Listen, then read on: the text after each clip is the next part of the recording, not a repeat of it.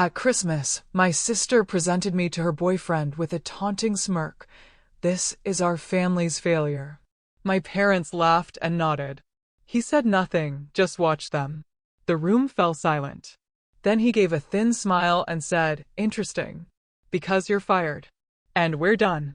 Imagine being told your entire life that you're a failure, a disappointment, an afterthought. Now imagine that same lie being screamed in front of a room full of strangers on Christmas night, only for the entire twisted story to shatter into a million pieces, revealing a truth far darker and more satisfying than any fiction. My name is Elena Moore, and this is the story of how I stopped being the family joke and started building an empire. For most of my life, the name Elena Moore felt more like a whisper, a footnote, than an identity. It was a label attached to someone always standing just outside the frame.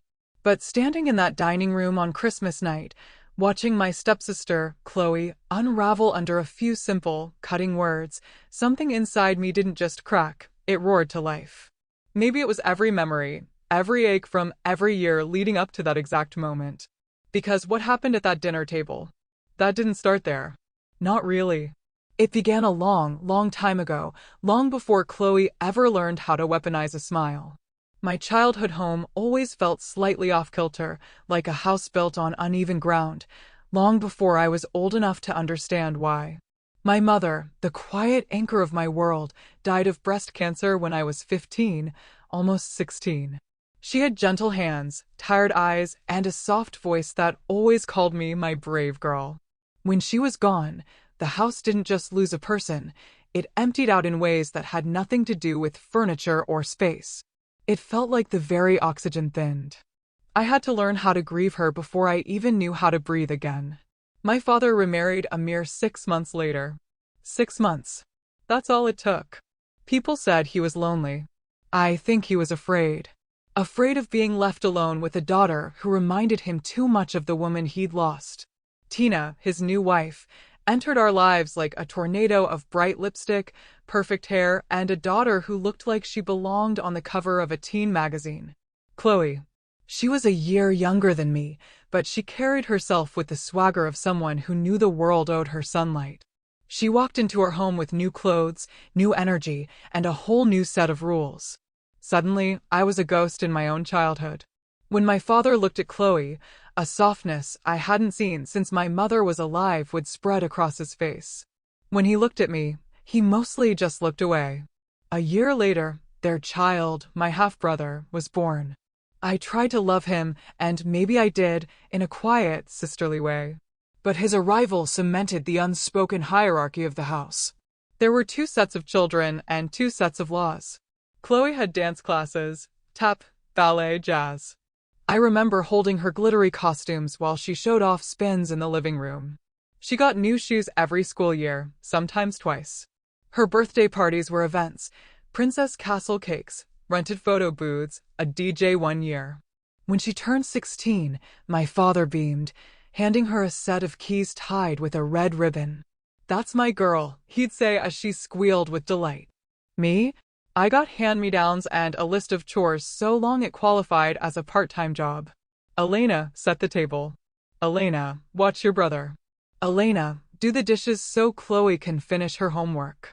When I once timidly asked if I could join the art club after school, Tina looked up from the stove, her face unreadable. "And who exactly is going to cook dinner?" she asked, "while you're off drawing little pictures?" My father didn't object. He never did. His silence was permission for whatever Tina wanted. I learned early that my dreams came with conditions. Chloe's came with applause. Mealtimes were the cruelest reminders. Tina always served Chloe first, bigger portions, the crispiest chicken skin, the chocolate-frosted corner of the cake. I waited. Sometimes I ate leftovers. Sometimes I didn't eat until everyone else was done. If my eyes lingered on the good pieces, Tina would snap, "Don't be greedy, Elena. You always want what someone else has." When Chloe received praise, it was almost ceremonial. "That's my girl," my father would say, his voice thick with pride. When I did anything wrong, and it didn't take much, he barely looked at me. "Can you not cause trouble?" "I'm tired." Trouble. Somehow, I was always the trouble, even when I did everything right. And Tina, she had a special talent for slicing me with sweetness. Whenever I cried or even looked hurt, she'd sigh dramatically. You're so sensitive, just like your mother. Always emotional. It's exhausting. She used my mother's death as a leash. Any time I pushed back on chores, on unfairness, on anything, she'd say, your mother would be ashamed of this attitude. I stopped talking after a while. Silence felt safer. Looking back, I think they were embarrassed of me. Not just for who I was, but for the convenient role they'd assigned me. They liked Chloe's shine. They liked the idea of a daughter who made them look good. And Chloe was perfect for that. Articulate, charming, pretty enough to turn heads, and strategic enough to notice how she could wield it. She learned fast that she was the center of their world, and she played the part beautifully. I once overheard my father talking to a neighbor. Chloe wants to study communications, he boasted. She'll do amazing. She's so talented. The neighbor asked, and Elena? My father just shrugged. Oh, she's still figuring things out. Not everyone is college material. I was standing right there, holding a basket of laundry so heavy my arm shook. He didn't even lower his voice. All of it built slowly, year after year, like a story someone else wrote for me. A story where Chloe was the golden child, the star, the future. And I was the comparison point, the cautionary tale, the disappointment. Why can't you be more like Chloe was practically a family motto. It hurts to say this now, but I believed them for a long time. I believed I was less, that I deserved less, that I should be grateful for scraps of time, affection, food, approval. If someone gives you leftovers long enough, you start to think that's all you're meant for. So, when Chloe called me the failure of our family at that Christmas dinner, it wasn't new. It wasn't shocking. It was just the same old story on a bigger stage, with better lighting and more people watching. But Daniel's reaction, his silence, his eyes, then his words, that was the first crack in that old script. The first sign that maybe the version of me they sold the world wasn't the real one. And if you're still with me, the truth gets darker before it gets better. By the way, if you're finding yourself nodding along or just curious what happens next, please hit that subscribe button. It truly means the world, and there are so many more unbelievable stories I want to share with you. Asterisk, the real breaking point came later. College, money, survival. That's how the label failure was forced onto me until I almost believed it was carved into my bones. Getting into college was the first time in years I felt something close to pride. I still remember the envelope, thin, ordinary, nothing like the glossy acceptance packages Chloe would later receive. But inside was a partial scholarship to a state university for a design and marketing program. It wasn't fancy. It wasn't Ivy League or a private college on the coast, but it was mine. I'd earned it. For one brief moment, I let myself imagine a life where I wasn't the family's afterthought, where my work could speak louder than the labels they'd glued onto me. I showed the letter to my father with a trembling smile. He skimmed it, nodded mechanically, then placed it on the counter as if it were a grocery coupon. That's good, he said. But listen, money's tight this year. Chloe needs a strong college environment. You know how talented she is. We're sending her to Ridgeview, private dorm, meal plan, the whole thing. He paused. So, if you want to go to this place, you'll have to figure out housing and other costs yourself. There was no discussion, no attempt to find a way. No, let's see what we can do. He'd already made up his mind. Chloe's dreams deserved to be funded. Mine needed to stay small enough to pay for with a loan. So, I did what I always did. I adapted. I enrolled anyway, took out what loans I could, and found a cheap room in a shared house near a bus route. Every weekday, I sat on that bus for an hour, sometimes more. Colorado traffic made time unpredictable, watching other students hop into cars their parents had bought them. Then, I'd head straight to classes, scribbling notes until my wrists cramped. After that, I rushed to my part-time job at a cafe, where I wiped tables, poured lattes, and forced a smile until closing. Nights blurred into a cycle of exhaustion. I'd get home around 11 p.m., start homework, and often fall asleep over my laptop. Some nights, I barely slept 4 hours. My roommates partied. I studied through the noise. Winter crept into my bones when the house heater broke. I sat in layers, typing until my fingers stung. But I kept going. I believed hard work would mean something. Meanwhile, Chloe posted pictures from her dorm, spacious, modern, decorated in pastel shades. She bragged about her roommates, her journalism professors, her dining hall brunches. My father updated the neighbors with pride. Chloe's studying marketing. She's so gifted, really going places. Tina chimed in. She's always been special. And what about me? Oh, Elena's figuring life out, they'd say dismissively. She's not really college-oriented. I once overheard Tina telling a neighbor she doesn't have the stamina for academic pressure. Chloe was always the strong one. The neighbor said nothing, just gave me a sympathetic look as I stood there, holding a garbage bag I'd volunteered to take out. Despite the exhaustion, despite the loneliness, I pushed through the first semester. My grades weren't perfect, but they were solid.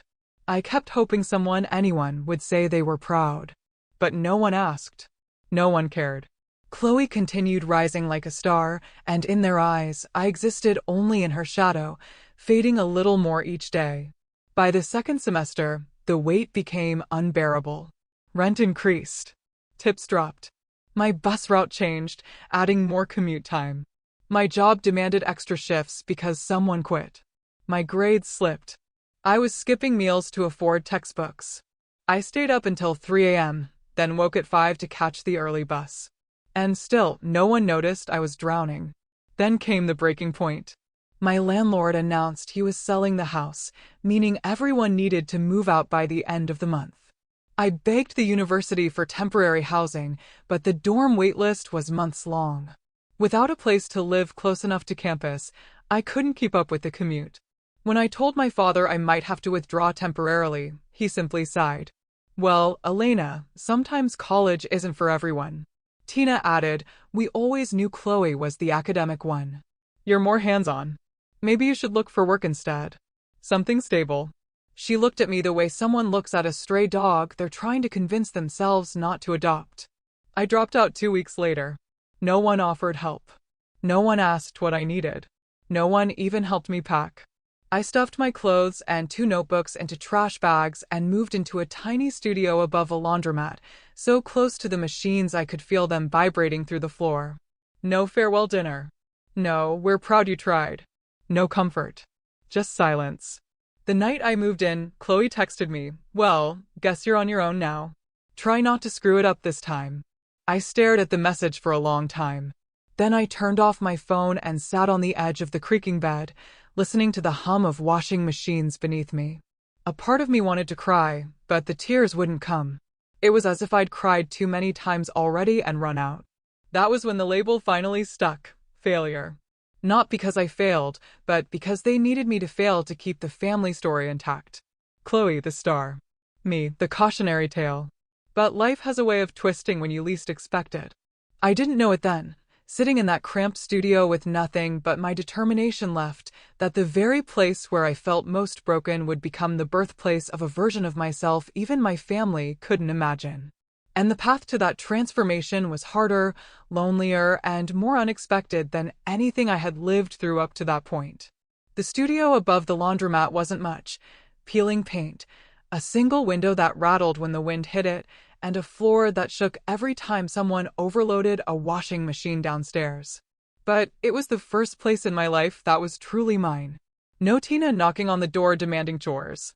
No Chloe tossing her hair and reminding me she was the star. No father looking past me as if I took up too much air.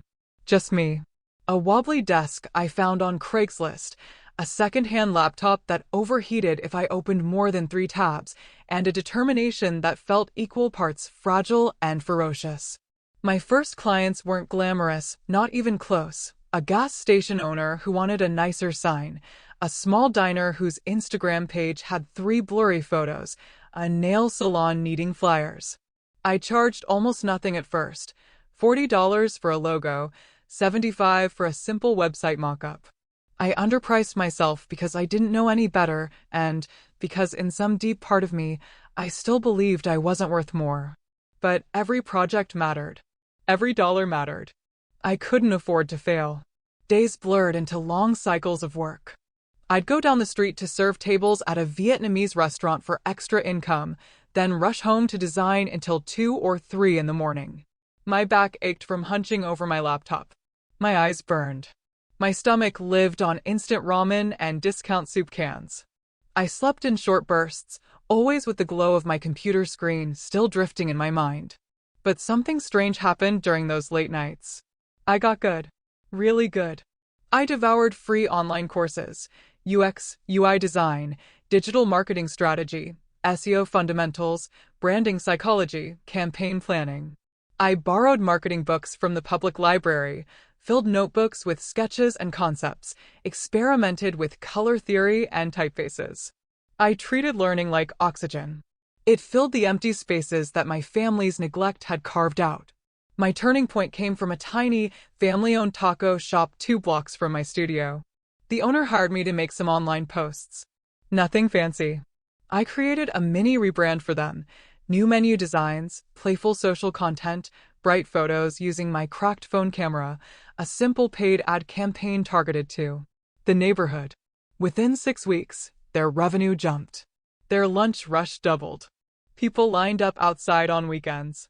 The owner hugged me the day he showed me the numbers. "Elena, you did this," he said, with tears in his eyes. And for the first time, someone looked at my work like it mattered. Word spread. Suddenly, I wasn't just taking small gigs. I was getting referrals, messages, inquiries. A boutique gym reached out. Then a regional cafe chain.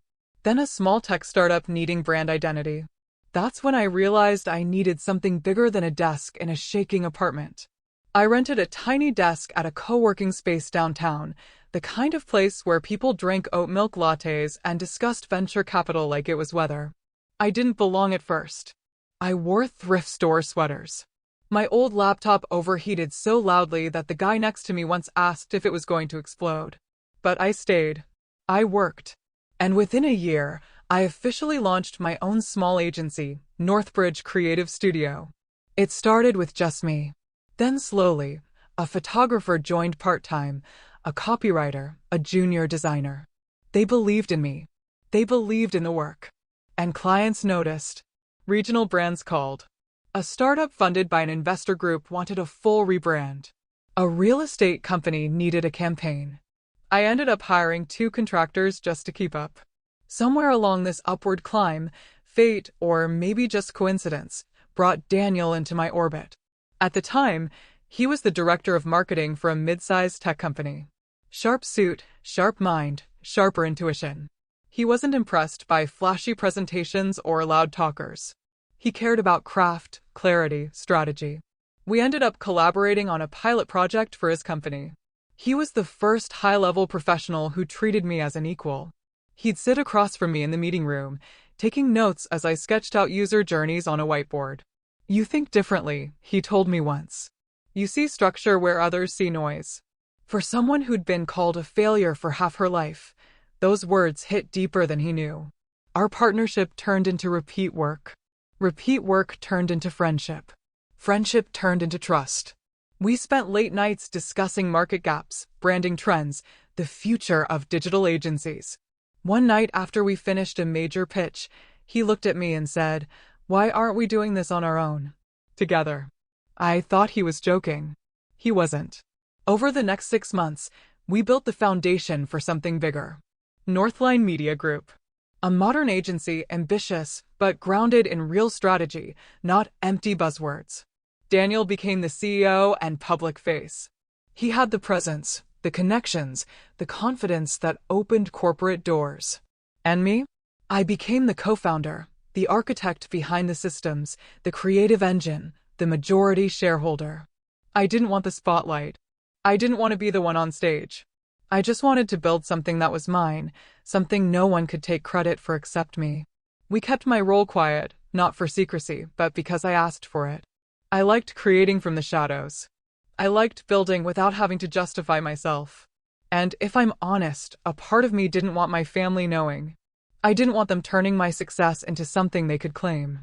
To the outside world, and especially to my parents, I was doing freelance marketing stuff, barely scraping by. They never asked how I was doing anyway. They never asked where I lived, or whether I had food, or whether I was safe. In their eyes, Chloe's life was still the only one worth narrating. They had no idea that while they paraded Chloe as the star student, the future executive, the pride of the family, I was quietly building an empire, brick by brick, campaign by campaign, night after night. They had no idea that the girl they dismissed, the girl who slept above a laundromat, was becoming someone powerful enough to change the trajectory of all our lives. And they definitely had no idea that their golden daughter would soon walk straight into a company I owned, completely unaware of who truly signed her paycheck. Chloe's rise after graduation was predictable, in the way a storm you see forming on the horizon is predictable. I could sense it coming long before it arrived. Once she walked across her stage in a sparkling white dress and collected her communications degree, the world, at least our family's version of the world, opened its arms to her. My father boasted to every neighbor within a 5-mile radius that Chloe was destined for greatness. Tina arranged celebratory dinners, posted filtered photos online with captions like, "So proud of our shining star." And me? I watched from a distance, quietly paying my staff, closing new contracts, and building Northline Media with Daniel, one milestone at a time. My success was deliberately invisible to them, not because I was hiding out of fear, but because I didn't owe them my story anymore. Chloe got her foot in the door at our company through someone she'd met at an alumni networking event, a senior producer who thought she had potential. Daniel, not yet knowing she was my stepsister, interviewed her. He told me later that she came across as polished, ambitious, and eager to prove herself. "She has charm," he said during our weekly strategy meeting. A little too rehearsed, maybe, but she could grow. My chest tightened for a moment, but I kept my expression neutral. I didn't mention Chloe. I didn't say she'd once called me a leech for borrowing her hair straightener, or that she'd spent years performing confidence while crushing mine. Instead, I simply asked, "Do you think she fits the team?" Daniel nodded. "I think she could be a good content producer with the right guidance." And just like that, Chloe walked straight into my company. Her first day at Northline was almost cinematic. She arrived in a beige trench coat, heels clicking confidently through the lobby, holding a branded notebook she bought specifically to look professional. She took selfies in the elevator mirrors. She posted on her stories, "Day 1 at Northline Media. Hard work pays off." I watched the notification from my secret burner Instagram. Yes, I kept one, only to keep tabs on things that might affect the company, and let out a quiet, ironic laugh. She had no idea that the agency she bragged about being hired into existed, because I had once designed logos until my fingers cramped in a cramped studio above washing machines. When I finally saw her in the office, she didn't even recognize me at first. I was in jeans and a sweater, hair tied back, walking through the co-working space with a laptop tucked under my arm. To her, I looked like any of the dozens of creatives who floated around the building. When her eyes did land on me for a split second, she blinked, frowned faintly, then immediately turned away to continue chatting with another new hire. That became our dynamic. She ignored me publicly, but privately, she weaponized me. I overheard snippets here and there. Yeah, my sister tried studying marketing, but dropped out. I guess she just couldn't keep up. I'm the driven one in the family. She's sweet, but not really career material. Or, to another coworker, she's the ambitious daughter, the one who broke generational limits. I became her cautionary tale, her proof of success by contrast. The irony was so sharp it could split bone. Daniel remained blissfully unaware of our connection at first. He genuinely tried to mentor her. Chloe offered feedback on her scripts, invited her to sit in on client calls, encouraged her growth. He didn't know the version of her I knew. The one who could slice with a single comment. The one who needed an audience to validate her existence. The funniest part, if you have a taste for dark humor, was how my family reacted. They didn't know I had anything to do with Northline. They only knew Chloe worked under Daniel, whom they believed was simply her handsome, well-positioned boss. Soon, rumor turned into fact at family gatherings. Chloe's boyfriend is her boss, my father bragged. She's going places, Tina added. And Elena, someone asked once. My father shrugged. Still doing some small-time freelance stuff. We wish she'd aim higher.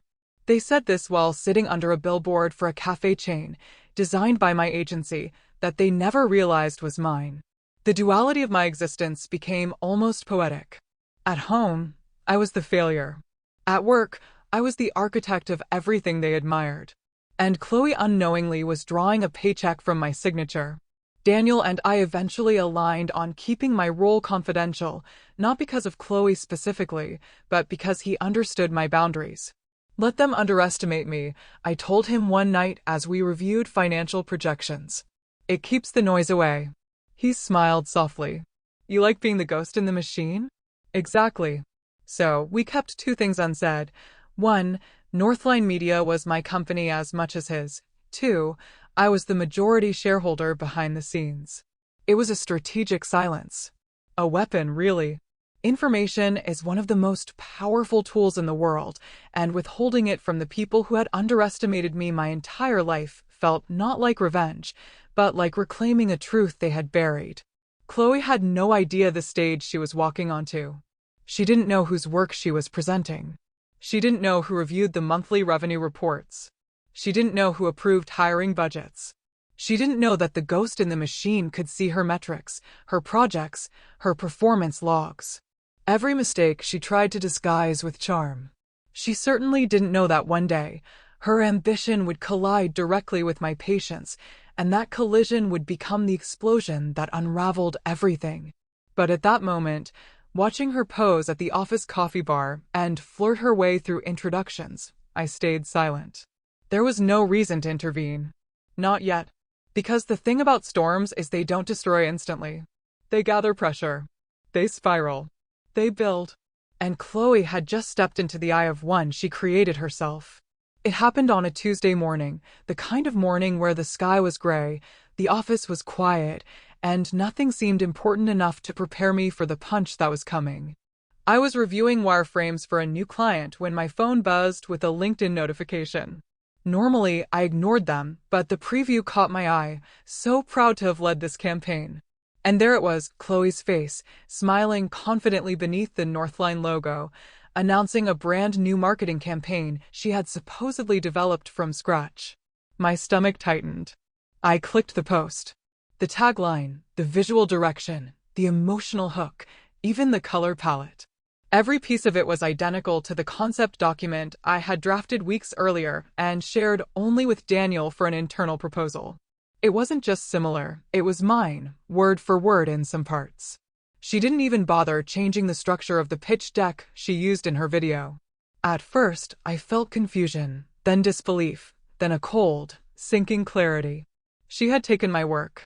Not by accident, not by coincidence. She had gone into our internal folders I built, structured, and protected, and stolen.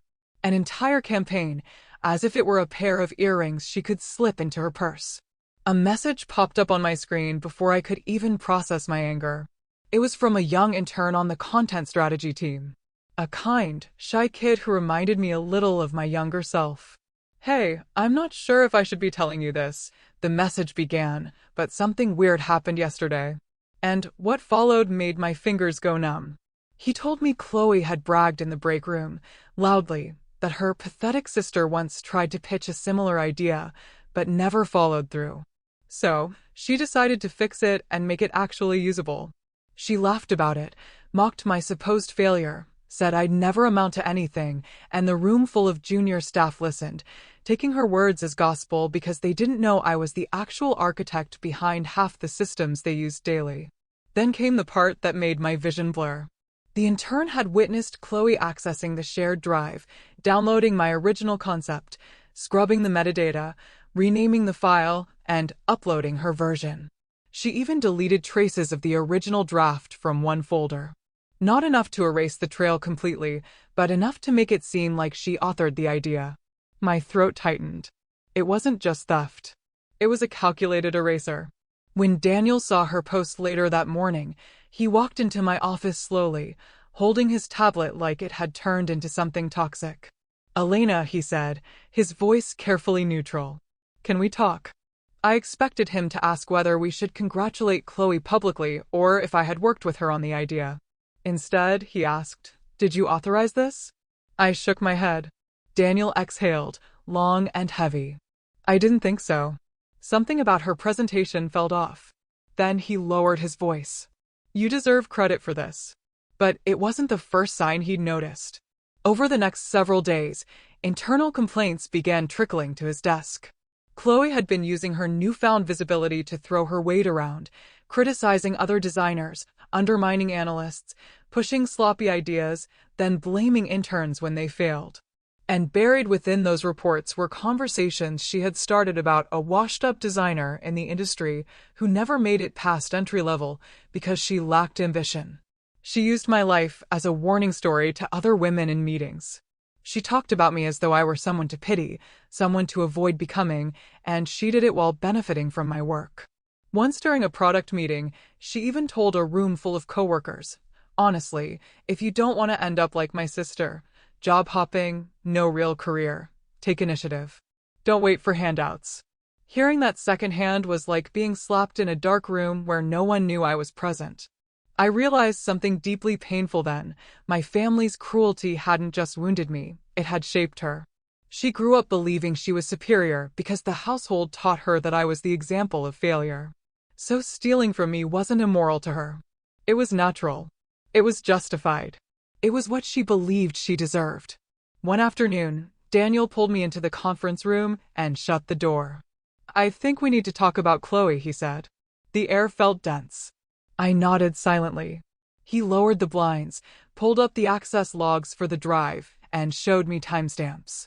She downloaded her file on Monday at 3:17 p.m., renamed it 15 minutes later, deleted 2 associated documents from the folder. And there's more. Look.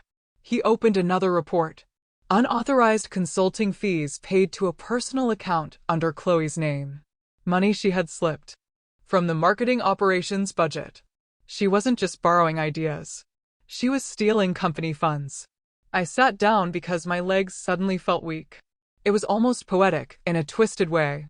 My past and present colliding.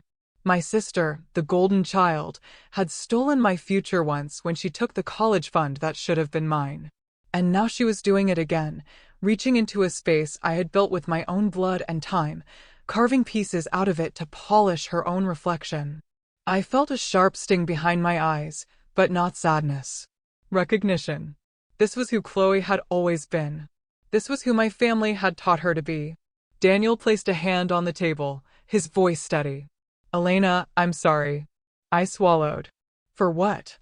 For not seeing it sooner. I didn't cry, though I could have. Instead, I felt a familiar hollowness. The same one I felt the day I left for college on the bus. The night I moved above the laundromat. The moment my father said Chloe deserved everything more.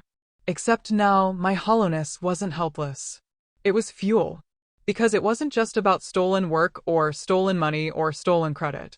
It was about the realization that no matter how far I had climbed, from a cramped studio to co-owning a rising agency, my sister had found a way to reach into my world and treat it with the same disdain she treated me with growing up. And that was when the bottom truly dropped out. Not because I felt powerless, but because I finally understood that she had stepped into a battlefield she didn't even know existed. And I was done playing quietly. Daniel and I didn't rush.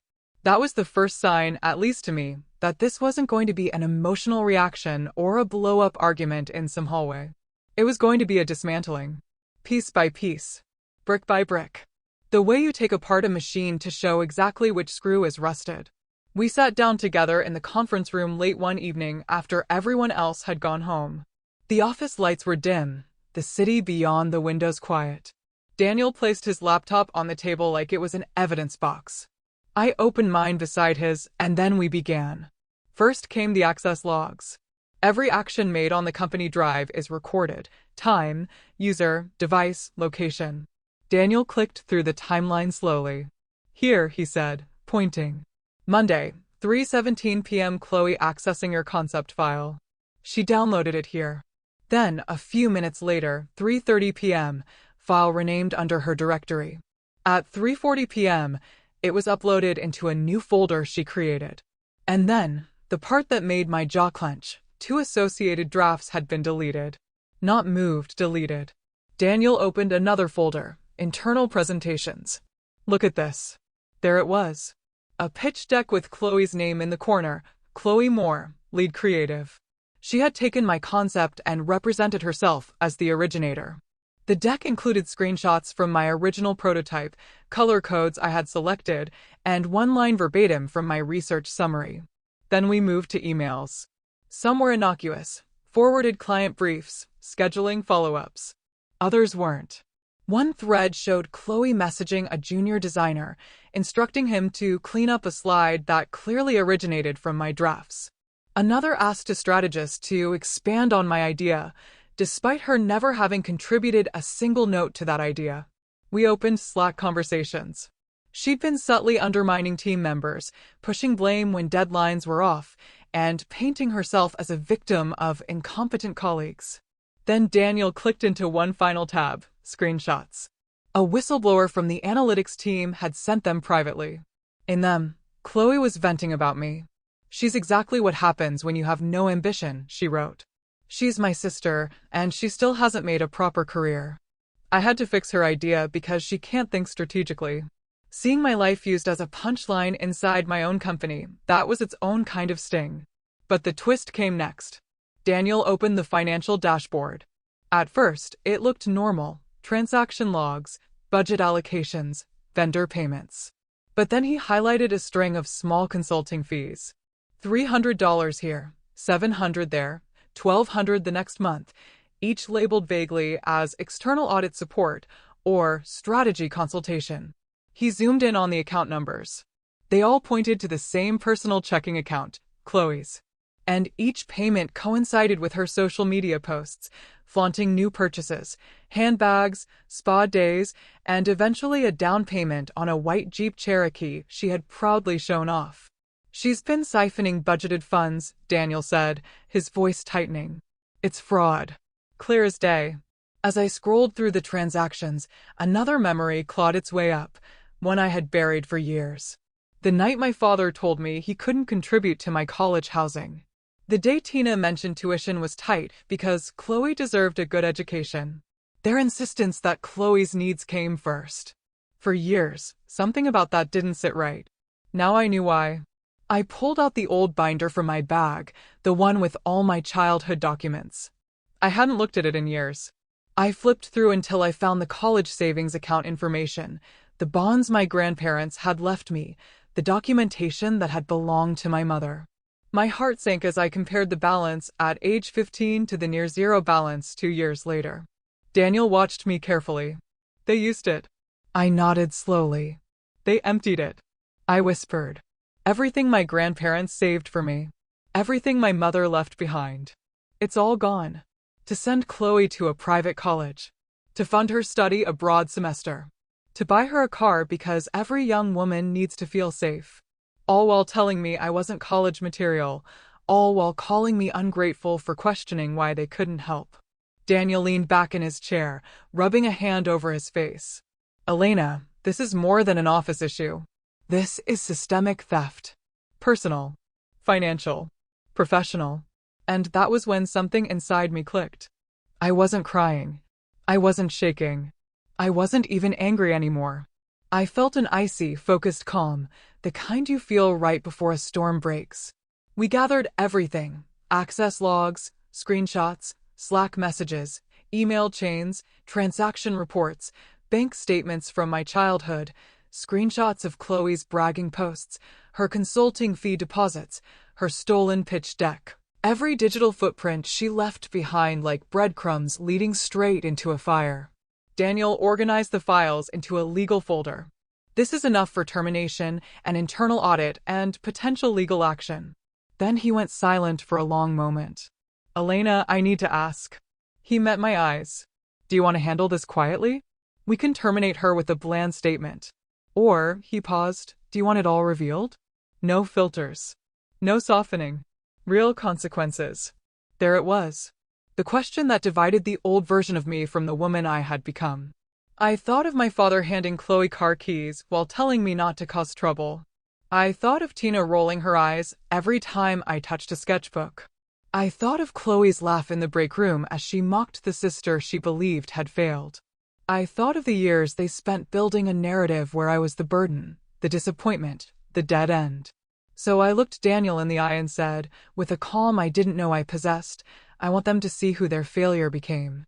And I don't need to shout. I want the truth to speak for me. Daniel nodded once. Then he closed the laptop with a quiet click. The kind of click that marks the end of one story and the beginning of a reckoning. The night of the Christmas dinner felt unreal from the second I stepped through the doorway. My parents' house in Aurora was glowing like a showroom. Garlands on every railing, an oversized tree dripping with ornaments, a dining table set for 20 with polished silverware we only used when my parents wanted to impress. The whole house smelled of rosemary, turkey, and cinnamon sugar pies. Laughter drifted room to room. It was the kind of scene that should have felt warm. But it didn't. It felt staged, like a performance. And I had been assigned the same role I always played, the helper, the background noise, the daughter who blended into shadows. Tina handed me an apron before I even removed my coat. Elena, help me plate the hors d'oeuvres. Chloe's guests will be here soon. Try not to drop anything this time. Guests? I repeated. She rolled her eyes. Her boyfriend and some coworkers. Important people, of course. Important people deserve to see the family at its most curated, and me at my smallest.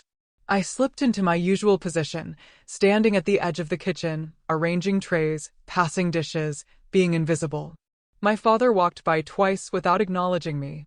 My brother asked where to find extra napkins, not how I'd been. To them, I wasn't a guest. I wasn't even family. I was labor. Then Chloe arrived. Gold dress, perfect curls, lips glossy red. She glowed with the confidence of someone who'd never been told no in her life. And behind her, holding a bottle of wine and wearing a crisp navy coat, was Daniel. My breath caught for a split second. Not because of him, but because of the way Chloe clung to his arm like a trophy she'd won. Everyone, she announced dramatically, stepping into the living room as if stepping onto a stage. This is Daniel, CEO of Northline Media, my boyfriend. My father cheered. My aunt clapped. A cousin whistled. Tina pressed a hand to her chest like she was watching a royal wedding. I stayed where I was, half hidden by a stack of plates, trying not to exist too loudly. Chloe launched into her performance. Daniel is brilliant. You should see the influence he has at work. I've been learning so much under him. I'm basically his right hand now. I watched Daniel's face, calm, polite, scanning the room with that quiet sharpness he always had when pieces didn't fit. Then it happened. Of course it did. Chloe always needed her finale. She grabbed Daniel's hand and pulled him toward me. I straightened instinctively, wiping my palms on my jeans. This, Chloe said loudly, pointing at me as if introducing a prop, is my sister. The failure of our family. The room erupted. Laughter. Sharp, careless, cruel. My father nodded in agreement. She never could keep up with Chloe, he said proudly, as if complimenting his own parenting. Tina added, we love her, but she's lost. Someone snickered. At least Chloe's the successful one. It was a familiar sting, but still, it hit. Every cruelty from childhood condensed into one moment under bright Christmas lights.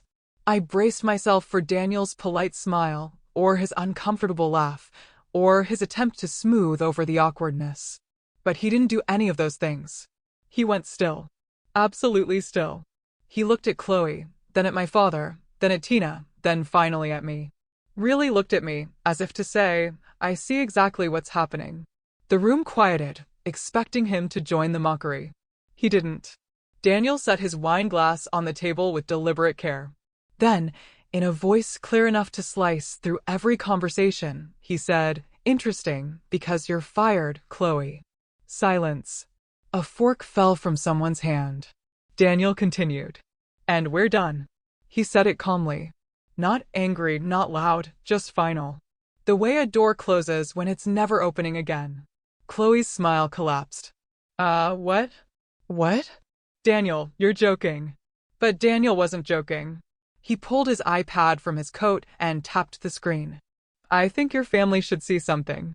And then, before 20 witnesses, under twinkling lights and a garland made of fake pine, he projected everything onto the TV. First, the original concept file I'd created. My name in the metadata, timestamps, draft layers, the full creative path. Then the version Chloe had presented as her own. Her login history, her edits, her deleted files. Her emails labeling herself lead creative. Her consulting fees, the stolen money transferred into her personal account. Each line item lit up on the screen like a confession. Gasps rippled through the room. My father blinked rapidly, as if the screen were lying. Tina clutched the back of a chair. My brother whispered, "No way." And Chloe? She looked like her world was cracking open in slow motion. Daniel turned to the room. What she stole does not belong to her.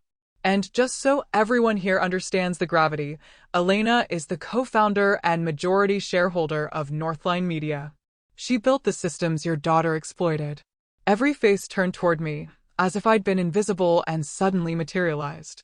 Daniel finished. Chloe is terminated, effective immediately, for IP theft, fraud, and breach of trust.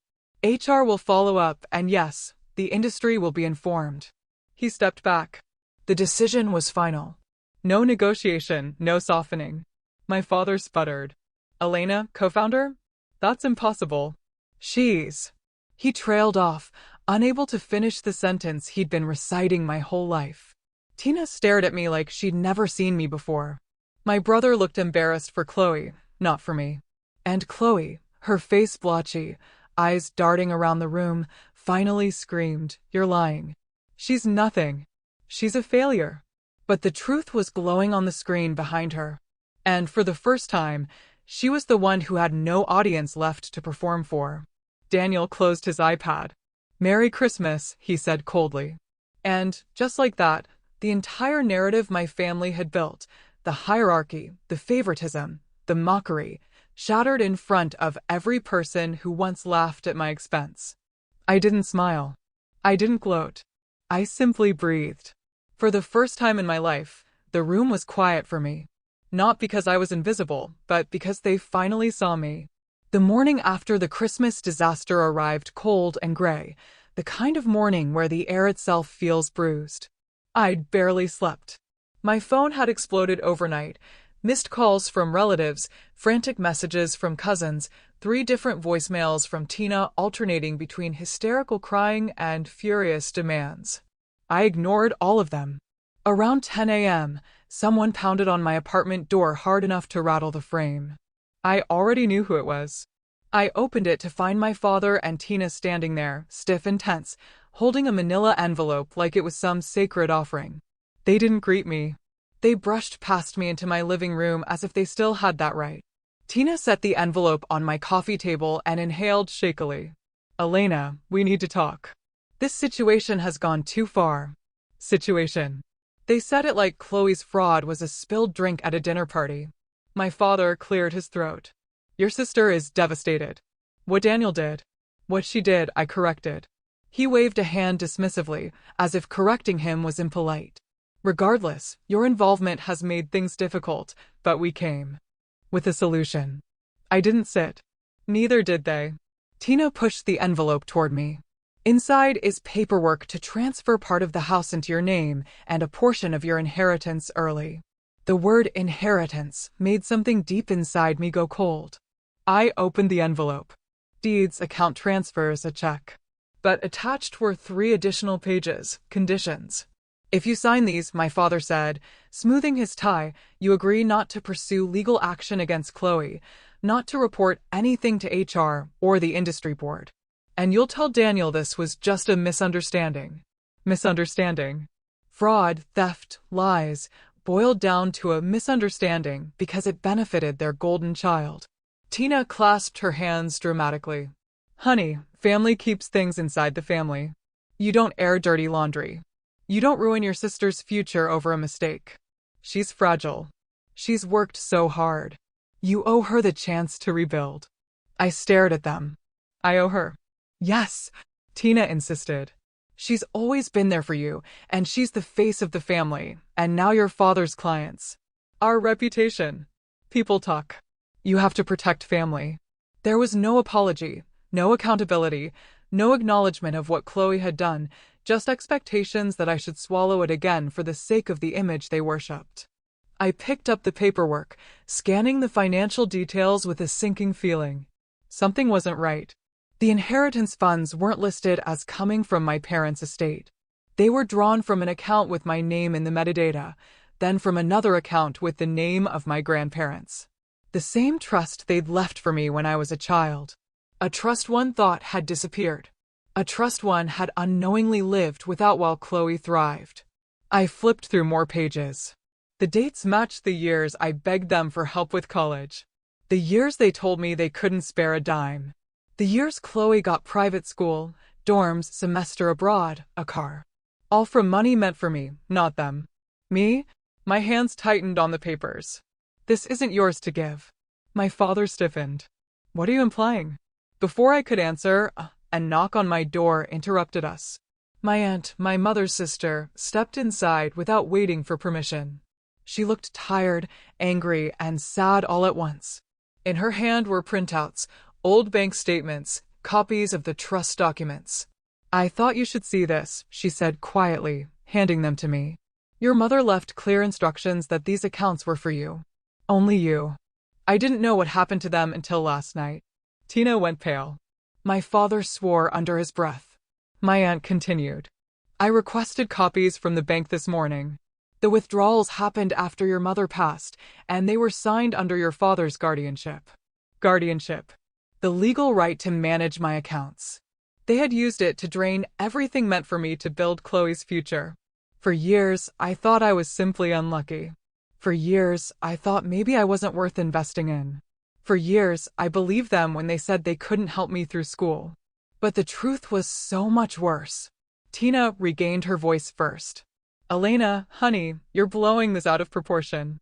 We needed that money for Chloe. She had promise. She had potential. And look, we're offering some of it back now. I laughed. Not because it was funny, but because it was unbelievable. So, let me get this straight, I said slowly. For years, you told everyone I failed because I wasn't good enough. You told me I wasn't college material. You let me struggle, work double shifts, ride buses in the snow, while you spent my savings to make Chloe look like the family success story. Neither of them answered. Their silence was finally honest. I held up the papers. You called me a failure, but you built your entire star daughter on money you stole from the one you said would never be anything. Tell me, how does that work? How do you steal from a failure to build a masterpiece? My father's expression twisted. If you tell anyone about this, Elena, you'll ruin this family. We'll have no choice but to tell them our side, the truth about how ungrateful you've always been. We can make sure they know what you really are. There it was. The threat, the manipulation, the final card they always played. I took the documents, tore them in half, then tore them again, small, deliberate pieces falling like confetti onto the floor. No deal, I said softly. Not now. Not ever. Tina gasped. Do you realize what you're throwing away? I nodded. Yes. Your control. My father pointed a shaking finger at me. You'll regret this. I stepped back from them, the old fear gone, replaced by something steadier than anger, clarity. No, I said, for the first time in my life. I won't.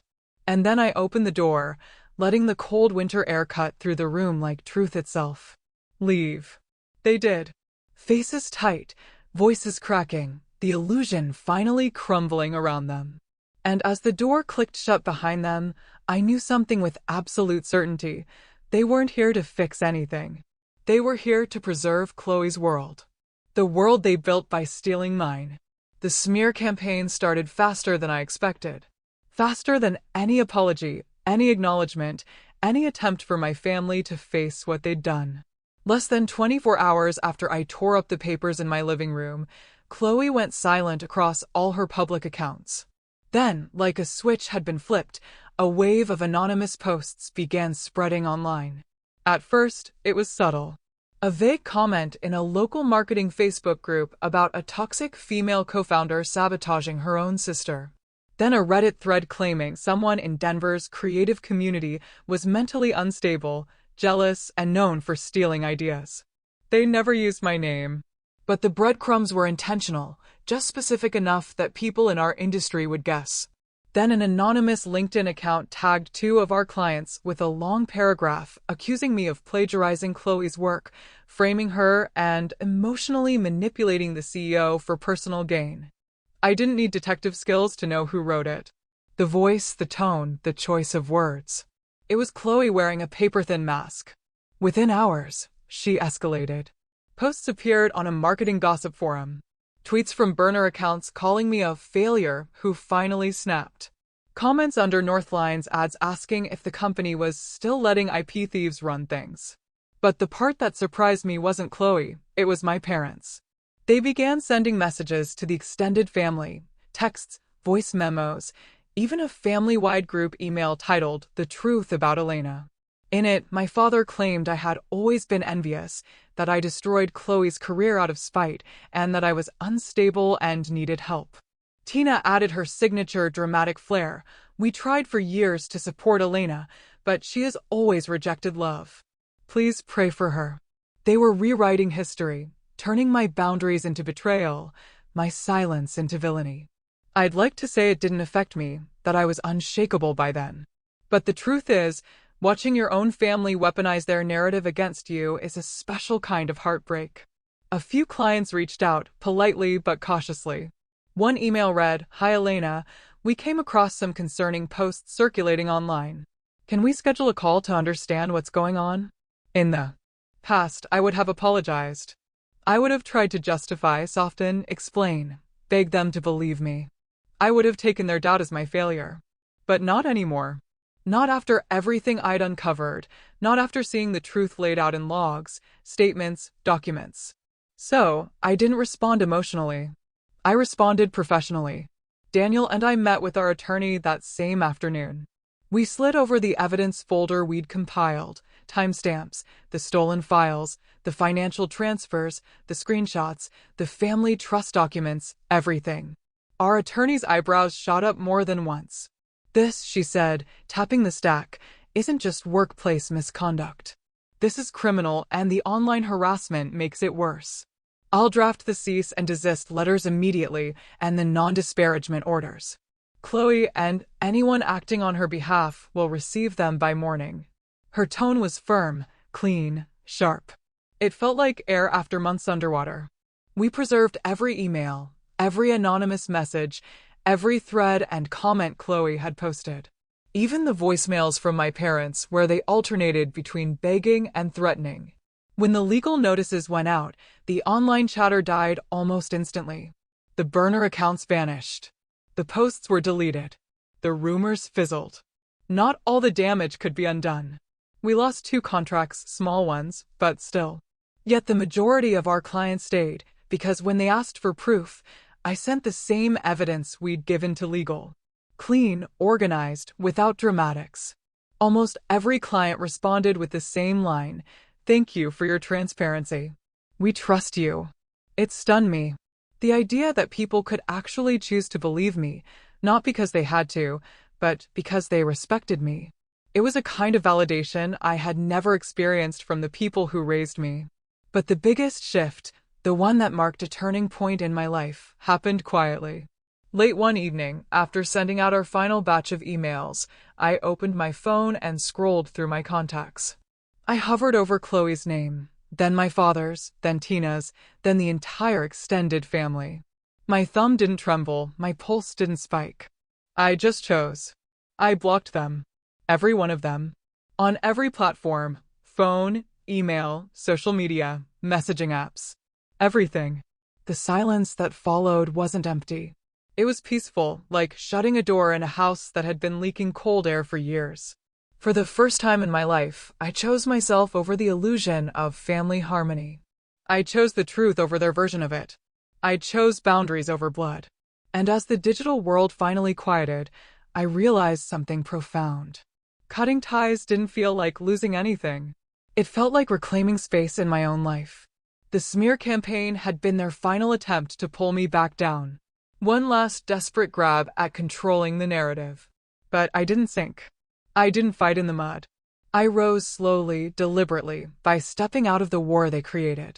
Because sometimes healing doesn't come from winning the argument. It comes from walking away from the people who require you to lose yourself to keep the peace. Ending. 1 year later, my life looked nothing like the version my family once predicted for me. The change didn't happen overnight. It unfolded in small, steady steps, quiet decisions, deliberate boundaries, and the slow rebuilding of a self that had once been shaped entirely by other people's voices. But a year is enough time for a life to shift its center of gravity. Enough time for a person to choose a new world entirely. I moved to Seattle, a city that felt like fresh air and second chances. Rainy mornings, soft gray light, coffee shops on every block. It suited me. Northline opened a new office downtown, an airy studio overlooking Elliott Bay, with a growing team who didn't just respect my leadership, they thrived under it. We expanded into sustainability campaigns, mental health nonprofits, and socially conscious tech projects. The work felt meaningful. The clients aligned with my values. The company grew, not from noise or spectacle, but from consistency and integrity. Daniel remained the public-facing CEO. But within the company, everyone now knew the truth, who built the core systems, who shaped the vision, who quietly guided every major campaign. And they treated me accordingly. Not with exaggerated praise or forced admiration, but genuine respect. The kind I never had growing up. As for my family, the consequences of their choices unfolded slowly, inevitably. Chloe was blacklisted. The termination, the flagged HR reports, and the documented fraud made her unemployable in any reputable marketing firm. Every application she submitted was red flagged in the industry portals. She tried freelancing under a different name, but clients eventually discovered the truth. She bounced between temporary administrative jobs, short-term contracts, retail shifts, anything that didn't require references. Her social media went from curated glamour to silence. I didn't celebrate her downfall. I didn't watch with glee. But I did feel something settle inside me, a quiet acknowledgement that actions eventually catch up to everyone. My parents didn't escape either. The audits triggered by the trust documents reached the IRS. Those creative withdrawals they made under my name, they had to answer for them. Lawyers became involved. Assets were reviewed. They ended up selling their boat, then their vacation cabin, then refinancing the house they once flaunted. Tina stopped posting pictures of lavish dinners. My father stopped boasting about his star daughter. Their world shrank, financially and socially. I didn't interfere. I didn't watch closely. But I heard enough to know that they were finally living within the consequences of choices they believed they'd never have to face. And then came my first Christmas on my own terms.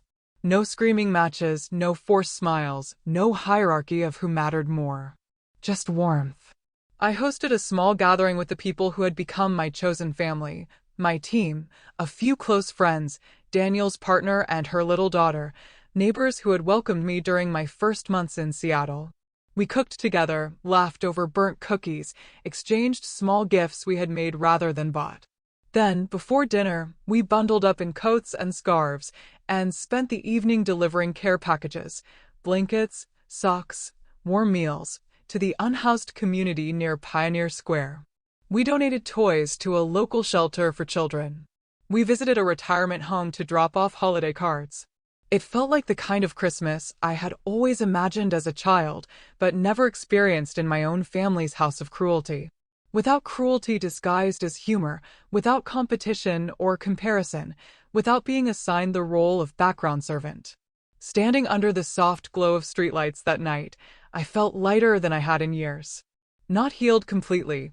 Healing isn't a destination, but whole enough to breathe freely. And I realized something important. Even after everything, even with the distance, the betrayal, the years lost, a part of me still felt the old ache for the family I wished I had. But I didn't regret walking away. Not for a moment. Because cutting ties wasn't revenge. It wasn't punishment. It was self-respect. It was reclaiming control over a story I didn't write, but was forced to live through. It was choosing peace over proximity. Sometimes the most loving thing you can do for yourself is to step out of the fire, even if the people who lit it share your blood. Call to action. So if you're listening to this, wherever you are in the world, let me tell you what took me nearly 3 decades to learn. Blood is not a license for abuse. You are allowed to protect your work, your mind, your peace. You are allowed to walk away from people who only love the version of you that serves their story. And if your family has ever used you as the scapegoat, the shadow, the footnote to make someone else shine, you do not have to stay in that role. You can step out. You can choose again. We don't get to pick the family we are born into, but we absolutely get to choose the family we build. And I'd love to know something if you're comfortable sharing. Where are you listening to this story from? Because somehow I have a feeling that out there, in places I've never been, someone else is quietly learning to choose themselves too.